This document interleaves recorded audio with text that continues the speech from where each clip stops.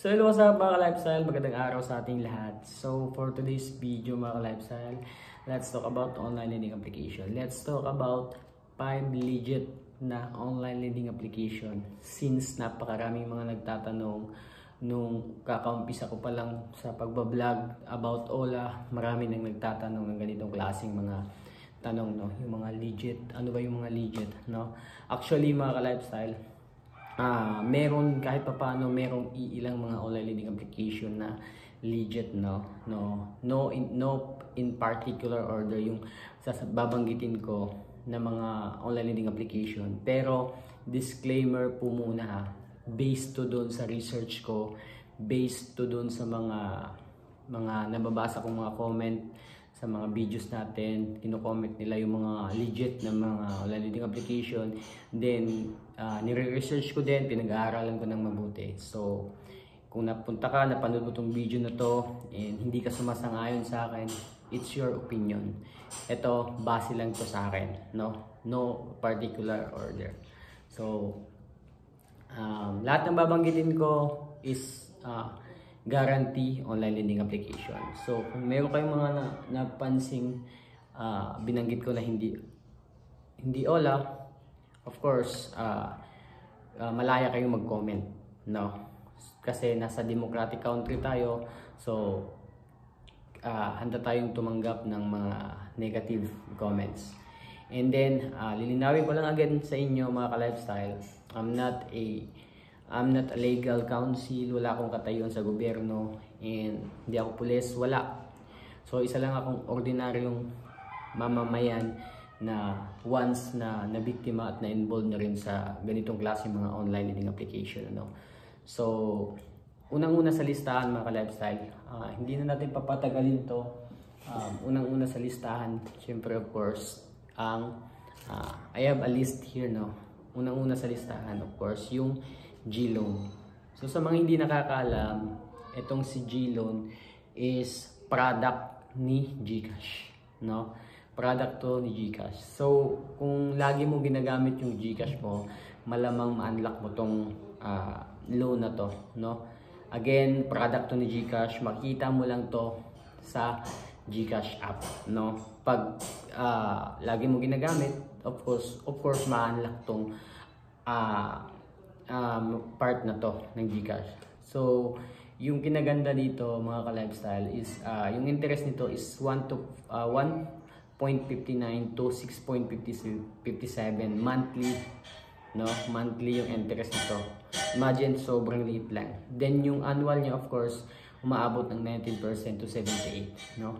Then terms to pay, ito yung kinaganda dito yung terms to pay niya is 6, 9, 12 months. No, hindi 7 days, unlike sa ibang online lending application kung napapansin nyo, hanggang 7 days yung iba, no? Sobrang hirap ng habulin pag nag-due na tayo ng 7 days, no?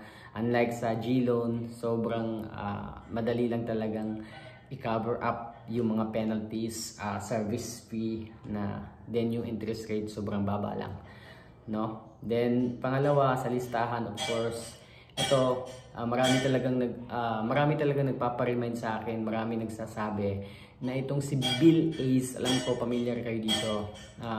Isa itong buy now pay later apps, no? Actually, meron akong ilang mga negative comment na nababasa about sa Bill Ace, no? Pero based to dun sa mga most used online lending application na ginagaranti talaga nila, maasahan talaga to si Bill Ace. And then when it comes sa harassment naman, wala ako masyadong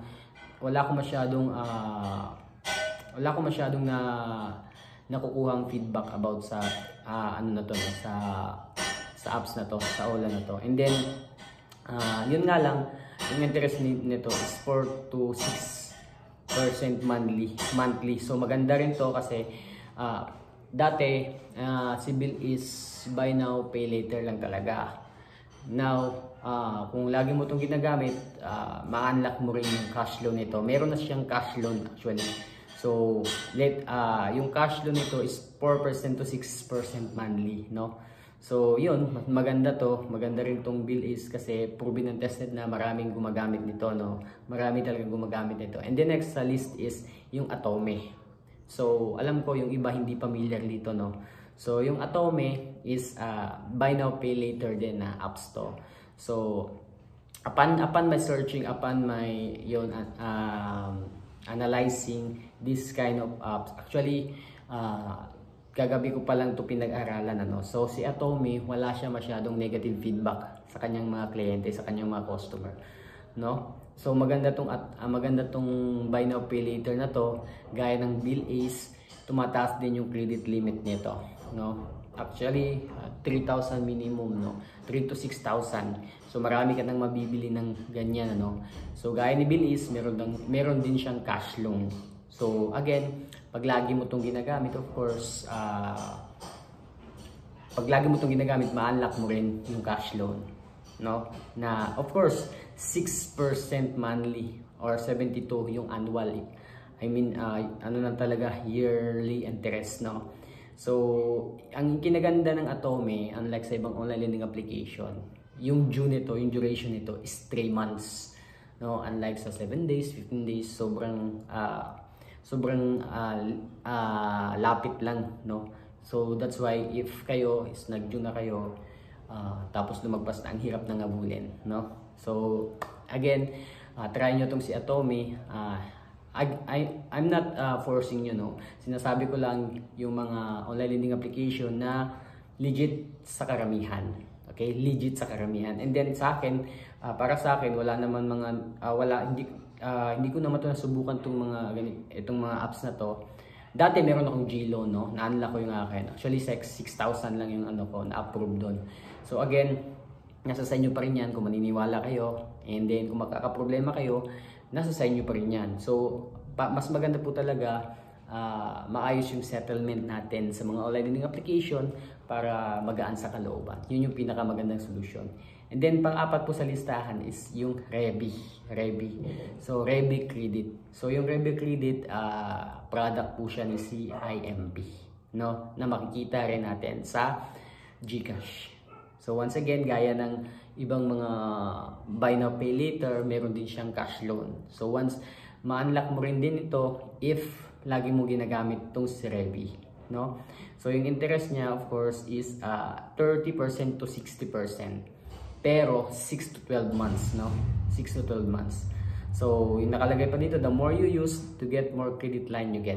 So gaya nga naman sinasabi ko, pag lagi mo itong ginagamit, yung buy now pay later nila, ma-unlock mo yung cash loan, and then tataas yung credit limit mo, no? So ganun lang ka-easy, ganun lang kadali. So once again, disclaimer po, this online lending application ng mga binabanggit ko is buy now pay later. Yung iba, no? Then yung iba nasa GCash. So wala namang masama kung itatry natin to. Then the last but not the least is yung Is-Loan. So yung Is-Loan po is product po siya ni Shopee. Yes, si Shopee po hindi lang po siya buy now pay later. I mean si Is-Loan hindi lang po siya buy now pay later, meron din siyang cash loan. So gaya ng ibang mga online lending application, gaya ng buy now pay later na iba, ma-unlock mo rin yung cash loan na minimum na 15,000, 10 to 15,000 if lagi mo tong ginagamit, no? Lagi mo tong ginagamit yung buy now pay later nila. So yung monthly interest nila is 2 to 6%. So sobrang baba lang, no? Then of course you have to pay for admin fee, 0.1%.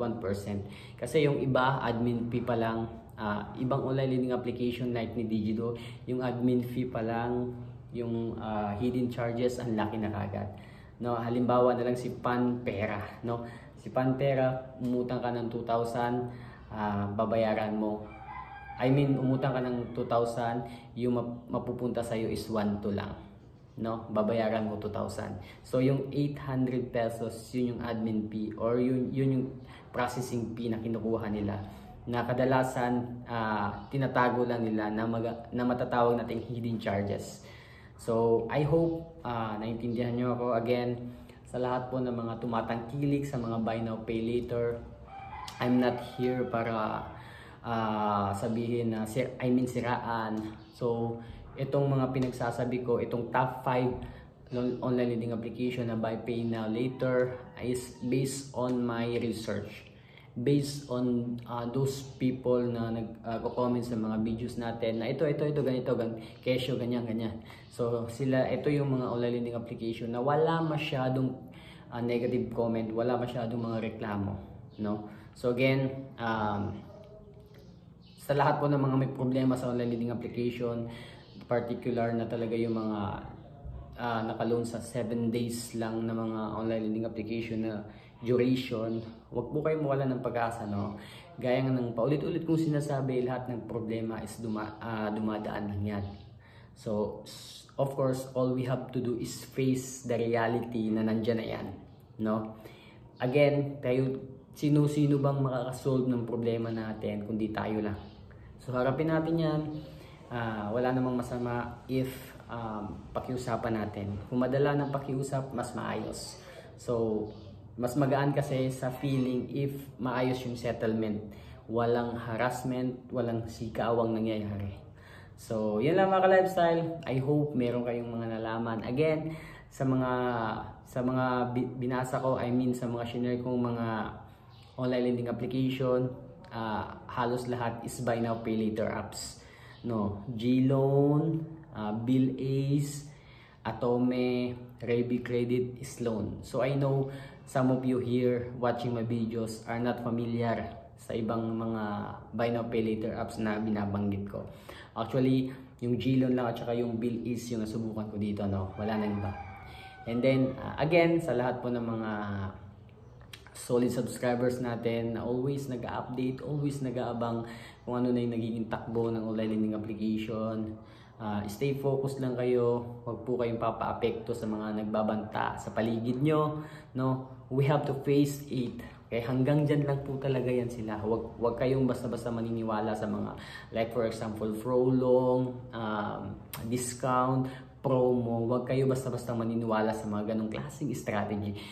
And now, isa pa, meron akong nabalitaan ngayon. Meron nag-comment sa Facebook natin, merong naniningil kahit ganitong kahit mahal na araw. Actually, walang pinipiling panahon yung mga agent, ewan ko lang pero based on my chart analysis, based on my thinking, itong mga naniningil na mga agent na to is home based to. I mean work from home to. Imagine, mahal na araw, pera lang sa mga I know some online lending application are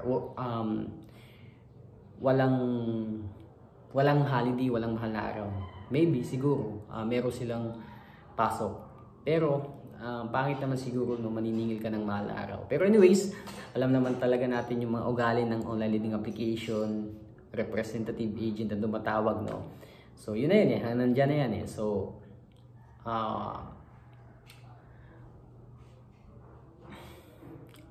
of course, yun. Ano pa ba? Yun lang. So we have to face it again. So again, this is Marky Lifestyle, sharing all the possibilities na makakatulong sa inyo, all the ideas, tips para kahit pa paano mapagaan ko or makakuha kayo ng solution ideas sa mga problema nyo sa mga online lending application nyo. Again, salamat po sa lahat po ng mga walang sawang sumusuporta sa channel ko, and then sa lahat pa po ng hindi nakakapag-subscribe, please do like, share, subscribe, and then pakihit na rin yung notification bell sa gayon ma-notify po kayo sa susunod na mga interesting video na i-upload po natin. So yun lang mga ka-lifestyle. Peace.